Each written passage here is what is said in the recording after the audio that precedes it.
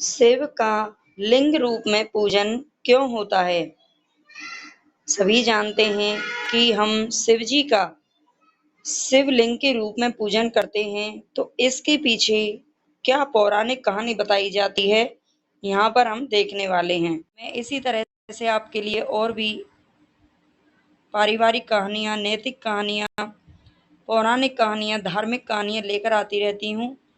अगर आपको कहानियाँ अच्छी लगती हैं, सनातन धर्म से जुड़े हुए पूजा पाठ के विधि के तरीके अच्छे आप मानते हैं, तो आप चैनल को सब्सक्राइब ज़रूर कर लेना, लाइक कर देना और शेयर कर देना। तो चलते हैं हम आगे। शिवलिंग का पूजन क्यों करते हैं? एक बार सृष्टि के निर्माता ब्रह्मा जी और सृष्टि के पालनहार विष्णु जी सोचने लगे कि इस सृष्टि की सर्वोत्तम ऊर्जा कौन है, कौन सबसे बड़ा है। तभी अचानक उनके सामने एक बहुत बड़ा अग्नि स्तंभ प्रकट हुआ। उस स्तंभ की विशालता को देखकर ब्रह्मा और विष्णु ने उसकी सच्चाई पता लगाने की चुनौती एक दूसरे को दे दी। एक सूकर का रूप धारण कर विष्णु जी उस स्तंभ की गहराई का पता लगाने के लिए धरती खोदने लगे। ब्रह्मा जी हंस का रूप धारण करके उसकी ऊंचाई पता लगाने के लिए ऊपर की ओर जाने लगे। उस स्तंभ के निर्माता शिव प्रकट होकर उन दोनों की इस क्रिया पर हंसने लगे। विष्णु जी अपने कार्य में असफल रहे। मार्ग में ब्रह्मा जी की मुलाकात केतकी के फूल से हुई। उसे भी पता नहीं था कि इस स्तंभ का अंत कहाँ पर है। ब्रह्मा जी ने केतकी से अनुरोध किया कि वे विष्णु को ये बता दे कि उसने स्तंभ का ऊपरी हिस्सा देखा था, जिससे वह चुनौती जीत जाएंगे। केतकी ने ब्रह्मा की बात मान ली। विष्णु ने चुनौती जीतने के लिए ब्रह्मा की प्रशंसा की। चुनौती में अपनी हार विष्णु ने स्वीकार कर ली, पर छल से जीतने के कारण शिवजी ने ब्रह्मा को सजा देने का निर्णय लिया।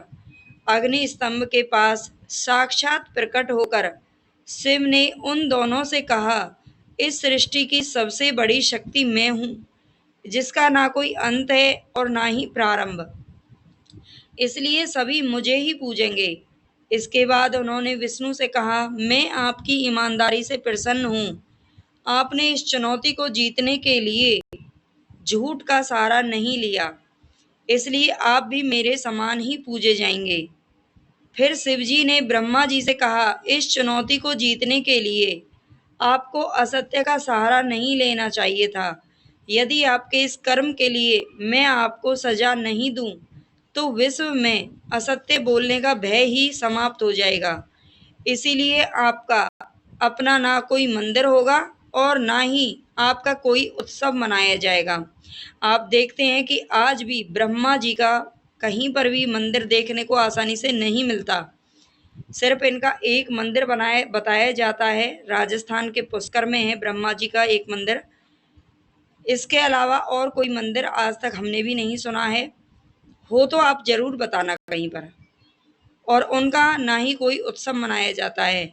फिर भी सभी बलिदानों में आप इष्ट देव रहेंगे। केतकी के फूल की ओर मुड़कर शिव ने कहा, क्योंकि आपने असत्य का साथ दिया है, इसलिए आप अब कभी भी मेरी पूजा में शामिल नहीं होंगे। शिवलिंग पर कभी भी केतकी का फूल नहीं चढ़ाया जाता है। शीघ्र ही सारे विवाद समाप्त हो गए। ब्रह्मा, विष्णु तथा अन्य सभी देवताओं ने सर्वसम्मति से शिव को सर्वशक्ति मान मान लिया और उनकी पूजा अर्चना करने लगे।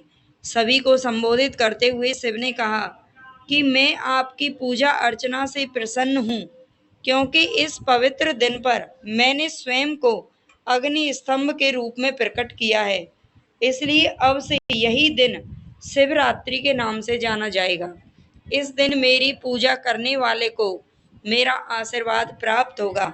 मेरे भक्तों को पूरा दिन उपवास करना चाहिए और भक्ति भाव से भजन करना चाहिए। उन्हें मेरे प्रतीक रूप लिंग का जल और दूध से अभिषेक करना चाहिए तथा बेलपत्र चढ़ाने चाहिए। मैं चाहता हूँ कि मेरे भक्त इसी रूप में मेरी पूजा करें। शिवजी ने पुनः कहा, क्योंकि इस स्पर्धा के मैदान में मैं एक अग्नि स्तंभ के रूप में, एक लिंग के रूप में प्रकट हुआ था, इसलिए अब से यही स्थान लिंग स्थान के नाम से जाना जाएगा। शिव भगवान ने फिर बताया कि मैं अपने विस्तृत रूप को धारण करने का कारण ब्राह्मण हूँ। मैंने अपनी श्रेष्ठता सिद्ध करने के लिए लिंग के आकार में स्वयं को अग्नि स्तंभ के रूप में प्रकट किया है, इसलिए यही मेरा अब से प्रतीक होगा और आप सभी इसकी पूजा करेंगे। लिंग अनादि तथा अंत रहित ब्रह्मांडीय अग्नि स्तंभ का प्रतीक है, जो सभी कार्यों का कारण है। यह शिव की अनंत प्रकृति का प्रतीक है, इसलिए यह लिंगोद्भव नाम से जाना जाता है। अंडे के आकार का पत्थर ब्रह्मांड का प्रतीक है और उसके नीचे का आधार उस सर्वोच्च शक्ति का प्रतीक है जो पूरे ब्रह्मांड को थामे हुए है। शिव ने और भी अधिक स्पष्ट करते हुए कहा कि लिंग की स्थापना एक मंदिर में उनकी मूर्ति स्थापित करने से अधिक महत्वपूर्ण है, क्योंकि मूर्ति हो या मंदिर, लिंग के बिना वो अधूरे रहेंगे। एक बार स्थापित हो जाने पर लिंग को शिव भगवान का ही रूप माना जाता है। तो ये पौराणिक कथा बताई जाती है लिंग की पूजा के पीछे। अगर आपको कथा अच्छी लगी है तो सब लाइक जरूर कर देना, सब्सक्राइब कर देना। भगवान आपकी सभी मनोकामना पूर्ण करें। राधे राधे, जय श्री राधे।